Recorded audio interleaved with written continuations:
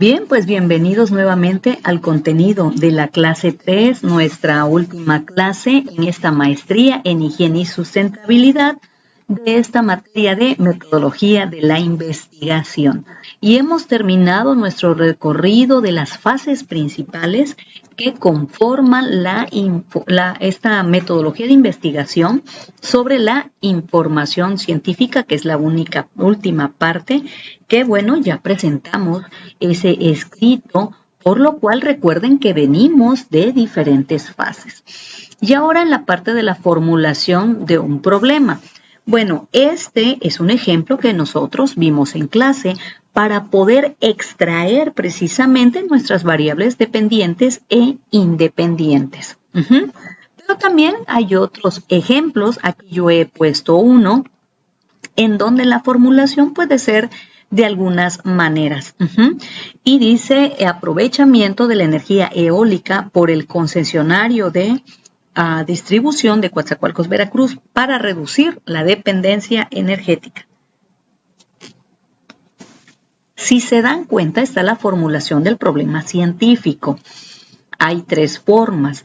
De todas maneras, lo que estamos viendo en esas partes amarillas y azules es hacer notar las variables dependientes e independientes.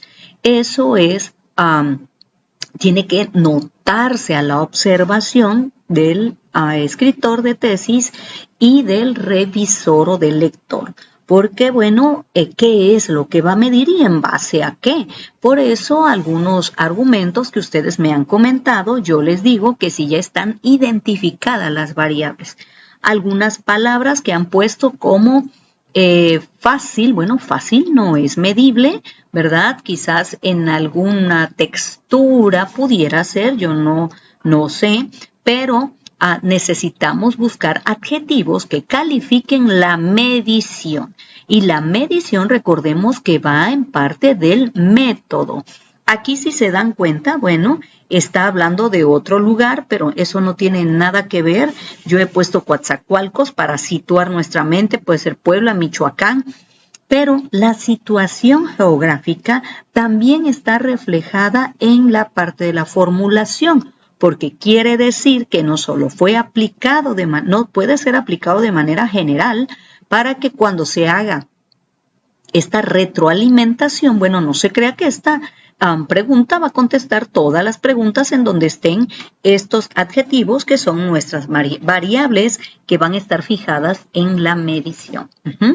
Bueno, después, bueno, pasamos a esta parte del marco teórico que puede llevar un marco histórico si se requiere, que puede llevar un marco referencial.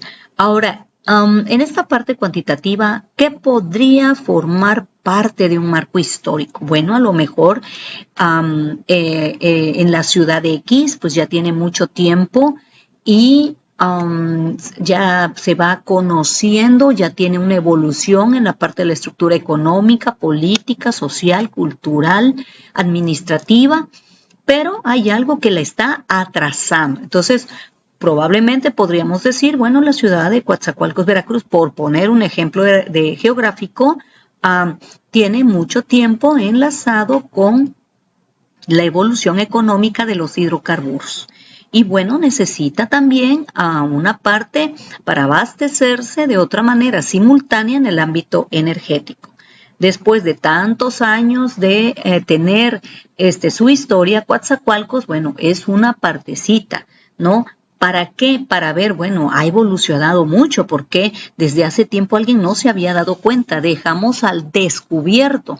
Fíjense que estamos hablando aquí del problema, de los antecedentes del problema, pero estamos enlazando la parte del marco histórico de esa región dentro de la parte teórica. Entonces, por eso les comenté, bueno, el antecedente es para ver toda la posición del problema, pero también hay partes que ya nos van a ayudar a estar construyendo, que vamos a pasar al marco teórico.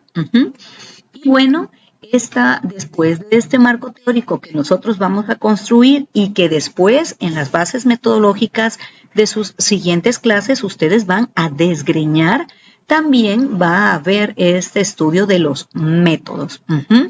Entonces, bueno, ahora, ¿cómo voy a alcanzar los objetivos que se van a plantear? ¿Cuál es la estrategia, el camino? ¿Cómo voy a medir? Por lo cual, pues yo necesito tomar algún ejemplo de muestra, y esa muestra está dentro de mi universo. Tengo que ver dentro de ese universo cuál es mi población objetivo y extraer de ahí la muestra. Eso va a depender de, bueno, a la pregunta que hayamos estilado para nuestra parte de la investigación. ¿Qué es lo que me interesa medir? ¿A quiénes voy a medir? ¿Qué es lo que voy a medir? Bueno, eso estará contestado en las variables que se han planteado y que vienen del planteamiento del problema. Entonces, esa muestra tiene que ser representativa. Por ello, bueno, las diversas muestras que se toman de una población podrían variar. Entonces, en base a ello, pues tenemos el diseño metodológico, o lo que llamamos algunas veces en libros o talleres, metodología 2 o estudio del método. Bueno, ya vamos a esa parte asomándonos cómo vamos a medir, pero también cómo voy a reflejar los resultados. Así que tengo que estudiar, es decir, recopilar cómo puedo yo recoger esos datos que sean reales, que no quede lugar a dudas que fueron creados al azar, sino que fueron creados de manera consensuada, de una forma científica. Por ello, bueno, en la metodología se recomiendan precisamente algunos tipos de instrumentos. Lo que no se debe de perder es el enfoque de la investigación. Así que cuando nos pregunten cuál es el enfoque de tu investigación en esta área, bueno, pues yo estoy haciendo un estudio cuantitativo o estoy haciendo un estudio cualitativo, o como diría nuestro compañero, ¿verdad?, en la clase anterior, bueno, yo no quiero caer en un estudio mixto. ¿Por qué? Porque el investigador sabe que tiene que presentar dos vertientes de estudio. Entonces, muchas veces nos cuidamos como investigadores de que solo vaya a una parte. Por ejemplo, la investigadora Corinne Smelkers no lo recomienda, junto con otros investigadores de la metodología. Pero no quiere decir que no se pueda hacer. Por supuesto que se puede hacer. Lo que pasa es que luego, escuchándolos en conferencias a otros metodólogos especialistas, escritores de libros, artículos, y que, bueno, tienen años en esta actuación, se necesita a un grado de habilidad o de practicidad para manejar los dos al mismo tiempo, porque luego queda muy fallida la parte cualitativa ante la parte cuantitativa, y debemos tener la habilidad de demostrar las dos partes. Es por eso que muchas veces, bueno, pues solo queremos estudiar una, ¿verdad? Pero si se diera el caso de hacerlo mixto, bueno, pues tendríamos que justificar a qué vamos a estudiar en la parte cualitativa y qué vamos a estudiar en la parte cuantitativa. Entonces, en la parte cuantitativa, dice, en nuestro último párrafo que tenemos en nuestra lámina, hay diferentes tipos de estudios. Hay estudios de observación y estudios experimentales. Recordemos, por ejemplo, a nuestra compañera o nuestros compañeros que van a recopilar información, y a través de esa información ellos van a argumentar, observando que, bueno, tal método es el que ha dado mayores resultados a través de esas investigaciones, y ellos proponen esas vertientes precisamente que han sido mayormente comprobadas para una posible solución al problema. Así que estos estudios de observación pues pueden ser transversales, si va a ser solo en el periodo del tiempo, si va a ser largo, a lo mejor vamos a estudiarlo, o ya tenemos uno en el 2021, antes de la parte pandémica, y ahora después vamos a hacerlo y vamos a hacer un comparativo. Ese sería longitudinal, o voy a regresar otra vez al laboratorio, cómo se están comportando ahora con la normatividad los trabajadores y lo están llevando a cabo. Bueno, si lo hice en 2 periodos es longitudinal. Si es solo única vez es transversal. Entonces ustedes aquí ya van, o bueno, ya debieron en las otras unidades, bueno, colocar, bueno, ¿qué tipo de investigación estás haciendo? Cuantitativa, transversal, ¿verdad? Entonces, si me baso en hechos pasados, bueno, son en estudios retrospectivos, pero de observación. Entonces, estamos yendo hacia cómo voy a deliberar, cómo voy a explicar qué estudio estoy haciendo. Y bueno, los que vamos a la aplicación, a manipular, a hacer técnicas, vamos al diseño experimental. Por ejemplo, para el estrés, si vamos a poner ejercicios, pues estamos experimentando.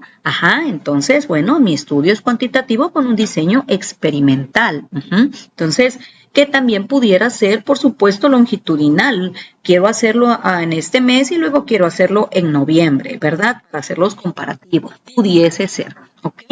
Bueno, identificación de las variables. Bueno, pues ya que yo escogí un método, pero si no sé qué lo que voy a medir sería muy difícil.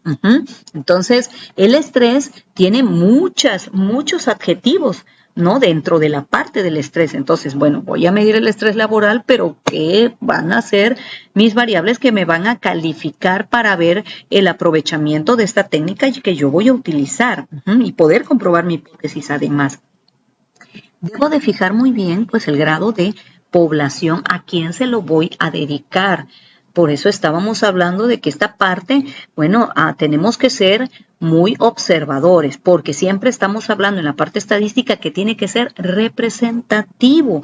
Entonces, bueno, voy a hacer una analogía. Si verdaderamente voy a estudiar los impactos de ciertas sustancias, bueno, ¿qué tipo de impactos, verdad? Porque impactos buenos y impactos malos. Debo definir impacto. Entonces, impactos voy a utilizar cambios, como dirían los especialistas biólogos, ¿no? Entonces, en estos cambios que yo quiero estudiar, pues, bueno, si lo quiero hacer en el ámbito de química, bueno, me voy al laboratorio de química, me voy al laboratorio de bioquímica, me voy al laboratorio de calidad de proceso. ¿A qué laboratorio lo voy a aplicar? Entonces, desde esa gran población, yo voy a tomar una muestra que sea representativa. Esa es la parte representativa. Pero debo de fijarme en qué área. Estamos hablando de varios laboratorios. Pues esa área debe definir mi estudio. Y bueno, el tamaño de la muestra, yo hice una manita, ¿verdad? Que está eligiendo, está tomando la muestra. Entonces, bueno, ¿qué tan grande va a haber esa muestra o no? En su momento ustedes en estas metodologías, en estos eslabones de estudio, pues les van a mostrar algunas fórmulas. De hecho, ya hay plataformas dentro de nuestros buscadores para, bueno, quiero tomar de tal población, quiero tomar tal muestra de tal población, ¿cuánto resultaría? Bueno, ya hay toda una formulación estadística, pero que tenemos que comentarla en la redacción de manera clara. Cómo lo hemos tomado, qué fórmula hemos utilizado y describir precisamente, bueno, por qué lo hemos realizado de esa manera. El plan de recolección de datos. Bueno, esta es la parte más pequeña de la tesis regularmente, pero aún más interesante, porque bueno, ya queremos saber qué es lo que hizo nuestro investigador de tesis, cómo utilizó esta recolección de datos vivencial de su problema para llevarnos al campo de los resultados, ¿no? Y posteriormente a que el máster haga una conclusión de toda esa investigación, de todo, que nos cuente todo el trabajo. Entonces, va a elegir algunos instrumentos como la encuesta podría ser, o a estas partes de las técnicas, va a diseñar el instrumento. Es decir, no solo son preguntas generales, sino que va a tomar las características de la variable, pero también de la muestra de la población para extraer datos, esos datos duros que tanto necesitamos en el sistema cuantitativo. Bien, pues estábamos comentando esta parte de la técnica y del instrumento. Pues tenemos que comentábamos diseñar este instrumento. Si va a ser un cuestionario, bueno, ¿cómo voy a hacer la pregunta? Entonces, pues, tiene que haber una formulación precisamente de ello. Y también en las partes finales de nuestro trabajo, pues vamos a realizar las conclusiones, estábamos comentando, ¿no? Esas conclusiones y también recomendaciones. Porque bueno, como ya sabemos el resultado, dimos interpretación al resultado, pues ya desde nuestras primeras bases, pues ya podemos aseverar una conclusión como expertos del tema que nos hemos aventurado a contestar o dar respuesta. Ahora, dentro de estas partes de las conclusiones, pues tenemos las bibliografías. La bibliografía, bueno, pues hay como algunas maneras, no solo APA, de hacer estas partes de la bibliografía. O estilamos en México, pues, el APA. Y también, bueno, algunas veces en revistas científicas u otras universidades, pues nos pide a la Vancouver o algunas otras tipo de bibliografía, por eso es que existen. Pero bueno, aquí en México, en América Latina, pues es lo que se estila, ¿ok? No dista mucho de las demás, a lo mejor solamente en el orden o algunos tipos también en la parte de la formulación solamente. Porque la bibliografía como tal, pues no tiene una subsecuente o un límite. Entonces el investigador va a ocupar verdaderamente lo que se requiere en su momento para demostrar esa información. Aquí estamos viendo un ejemplo sobre la referencia de artículos de la revista científica en el formato APA de 7ª edición. Y aquí sobre las referencias del libro. En esta parte, si queremos referenciar algún capítulo sobre los libros editados. Nos estamos dando cuenta, bueno, que esta parte de la metodología, pues es muy grande, ¿verdad? Estas 8 unidades. Pero recordemos que el objetivo, bueno, que está marcando nuestra institución, a la cual pertenecemos ustedes y yo, pues es que el estudiante identifique, así que hay que recordar esa parte, que identifique, que no se confunda cuando vuelva a construir o quiera volver a construir o recapitule o reconstruya o replantee, bueno, cuáles son los pasos fundamentales, cómo los debe llevar a cabo, cuáles son las reglas para cada uno, cómo debe de argumentar de manera que los eslabones o las fases no se rompan, al contrario, que tengan una relación o correlación que satisfaga la madurez de su estrategia de investigación. Así que bueno, y también tenemos esta parte de las variables, ¿verdad? En la parte de las variables existe la operacionalización de las variables. Recuerdan que les había comentado, bueno, ¿y ahora cómo lo vas a hacer? ¿Verdad? Platícanos esa parte muy interesante de la medición.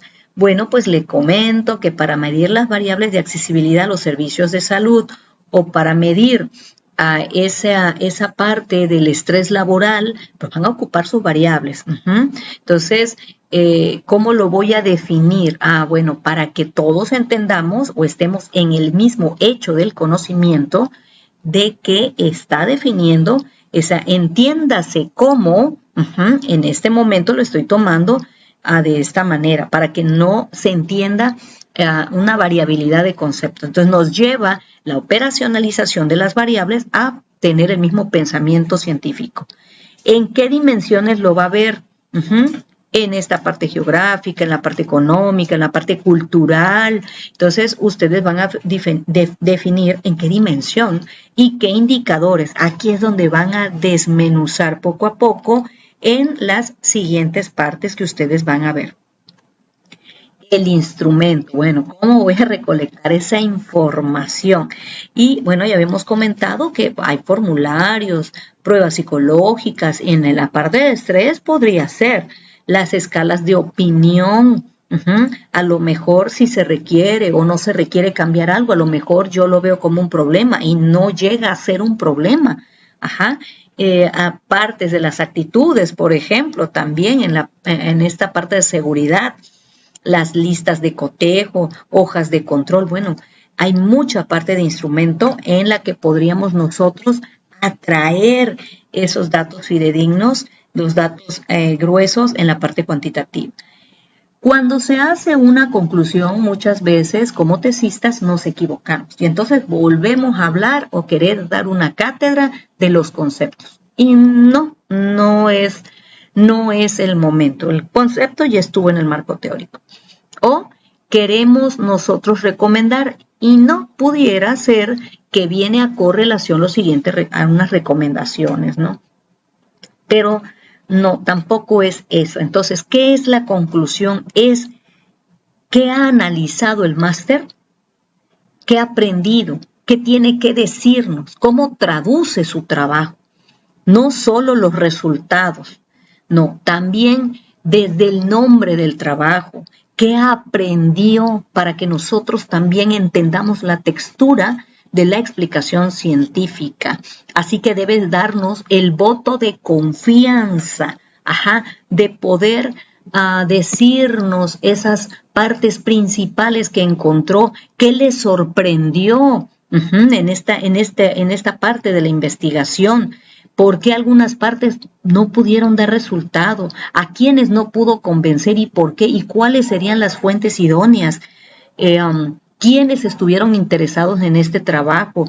¿Este trabajo podría formar parte de otra fortaleza de correlación con otros trabajos? Bueno, ahí nos va a contar toda esa parte. Por eso puse esta infografía, me pareció muy interesante porque son los errores que cometemos como tesistas, volver a repetir la información y no se va a repetir el marco teórico, vamos a decir, ¿se cumplió la hipótesis? Sí, ¿por qué? Platícame, ¿qué barreras tuviste? ¿Qué ventajas? ¿Qué cosas nuevas y novedosas te encontraste?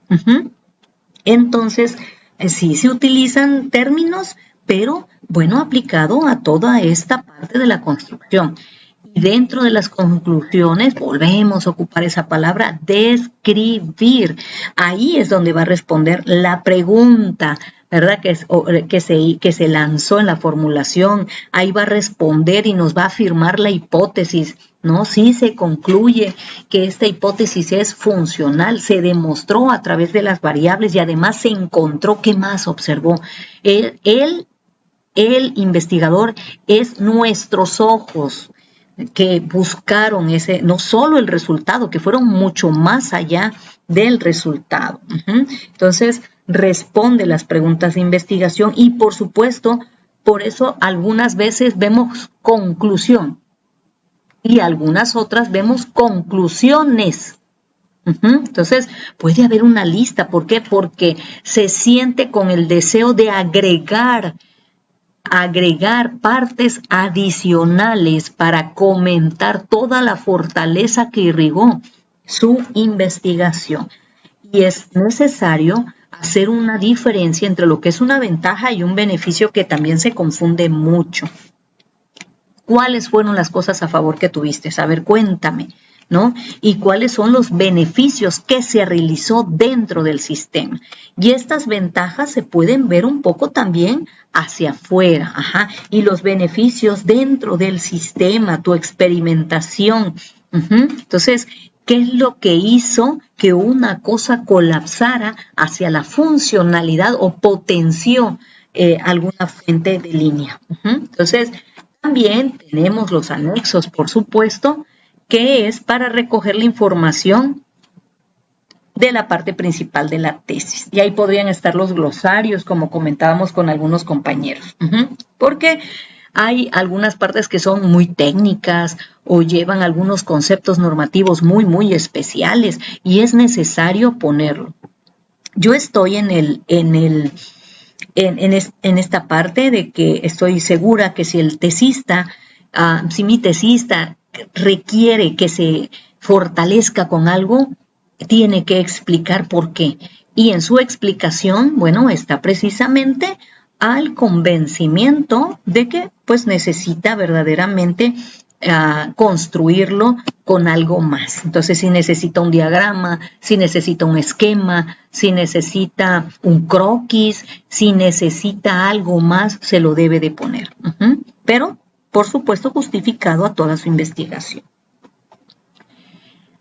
Para defender la tesis, pues necesitamos despertar esa habilidad oral y nadie estoy convencida, puede saber más del libro que uno mismo ha escrito. O sea, no es el asesor, no son las personas que contribuyeron, no es el sistema, el nicho laboral, no son los trabajadores, no es la población, no es quien te ayudó a estructurar, es quien está en la portada de la tesis. Esa es la persona investigadora que tiene la disciplina, responsabilidad de podernos traducir qué es lo que pasó con ese trabajo, hasta dónde llegó, por qué lo hizo y además por qué lo hizo en esa parte del método. Entonces, pues va a presentar, dice, su defensa. No va a pelear la defensa, ¿verdad? No va a pelear sus resultados, va a explicar, por eso se llama defensa, porque los demás de este lado, bueno, estamos para fortalecer su idea, ¿verdad? Para decirle, bueno, ¿por qué en lugar de no hacer un cuestionario, por qué no tú lanzaste unos trípticos de convencimiento y lo dejaste ahí, luego vayas a monitorear, ¿no? Esas partes. Entonces, él tiene que explicar, bueno, lo hice así porque toda respuesta debe ser de manera positiva, ninguna de manera negativa, aunque la pregunta sea inducida hacia la parte negativa. No es para tirar la defensa de la tesis, es para que el tesista defienda sus argumentos en base al modelo científico. Bueno, pues hemos llegado a la parte final. Es un gusto haber aprendido de todos los temas que ustedes están fortaleciendo. Estoy muy segura de que llegarán a un buen término con sus asesores. Y como siempre, bueno, estamos todos los maestros dispuestos para apoyarlos en estas situaciones, ¿verdad? Bueno, un fuerte abrazo. Muchísimas gracias por estar sábado a sábado escuchando, construyendo todas esas partes de su tesis que fortalecerán y sellarán esta maestría. Muchísimas gracias.